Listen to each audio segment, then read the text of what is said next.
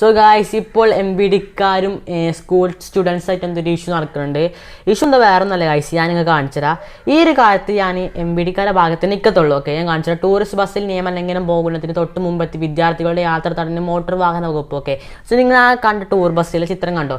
കേരളത്തിൽ വന്ന നിയമം എല്ലാവർക്കും ഒരുപോലെ അല്ലേ ഗൈസ്. പിന്നെ ഈ ഒരു സ്കൂളിന് ഏതാ സ്കൂൾ എനിക്കറിയത്തില്ല, അവിടെ പേര് എടുത്തു കാണിക്കത്തില്ല. ഇവർക്ക് മാത്രം ഇങ്ങനെ നിയമം മാറണം എനിക്കറിയില്ല. കേരളത്തിൽ ഒരു ബസ് ടൂറ് പോകുന്നതിന് മുമ്പ് ഇപ്പോഴത്തെ സാഹചര്യം അത് MBDക്കാർ വന്ന് നോക്കിയതിന് ശേഷം അതിന് അനുമതി കൊടുക്കത്തുള്ളൂ. ഓക്കെ, വന്ന് നോക്കുമ്പോൾ കണ്ട കാഴ്ചയാണ് ഗൈസ് ഈ ഒരു ചിത്രം. ഓക്കെ, ഈ ചിത്രത്തിലുള്ള ബസ് അവർ ടൂറ് പോകാൻ വേണ്ടി ഉപയോഗിക്കുന്നത് ഒരു ദുരന്തം കഴിഞ്ഞിട്ടുള്ള മറ്റൊരു ദുരന്തം ഉണ്ടാക്കാൻ വേണ്ടി. ഓക്കെ, സോ അങ്ങനെയാണെങ്കിൽ അവർ പറയണം. ഓക്കെ, അപ്പോൾ ഇതാണ് പുതിയ ഇഷ്യൂ. ഇതിനെക്കുറിച്ച് നിങ്ങൾ അഭിപ്രായം കമൻറ്റ് ചെയ്യാം.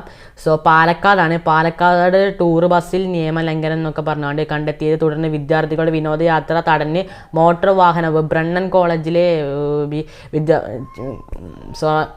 ഓക്കെ വാഹന വകുപ്പ് തടഞ്ഞത്. കോഴിക്കോട് നിന്നെത്തിയ ബസ് കണ്ണൂരിലെ ടൂറിസ്റ്റ് ബസ്സുകാരുടെ സംഘടന അറിയിച്ചതിനെ തുടർന്നാണ് മോട്ടോർ വാഹന വകുപ്പ് പരിശോധന നടത്തുകയായിരുന്നു.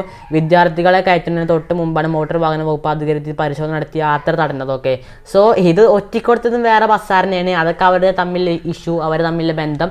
സോ അതൊക്കെ അവർ കിടക്കട്ടെ. സോ എന്തായാലും അത് നന്നായി, കാരണം ആ ബസ്സിൻ്റെ ചെയ്യലാണ്ട് തന്നെ നമുക്ക് ആർക്കും പേടിയാവും. അങ്ങനെ ആയിരുന്നു ഇനി മുതൽ എല്ലാവർക്കും വെള്ളി അടിച്ച് തുള്ളിച്ചാൽ നടക്കാം. സോ എന്തായാലും ഈ ഒരു കാര്യത്തിലും ഞാൻ MBDക്കാരുടെ ഭാഗത്താണ്. ഓക്കെ, തടയണം ഗൈസ്, എല്ലാവർക്കും ഒരുപോലെ നിയമം ബാധകമാണല്ലോ, തടയണം. ബസ് അങ്ങനെ ഉണ്ടെങ്കിൽ തടയണം. എല്ലാവർക്കും വെള്ളയും ഒരു വെള്ളമയം തന്നെ നടക്കട്ടെ. അഭിപ്രായം കമൻറ്റ് ചെയ്യാം. അടുത്ത് കാണാം. ബൈ.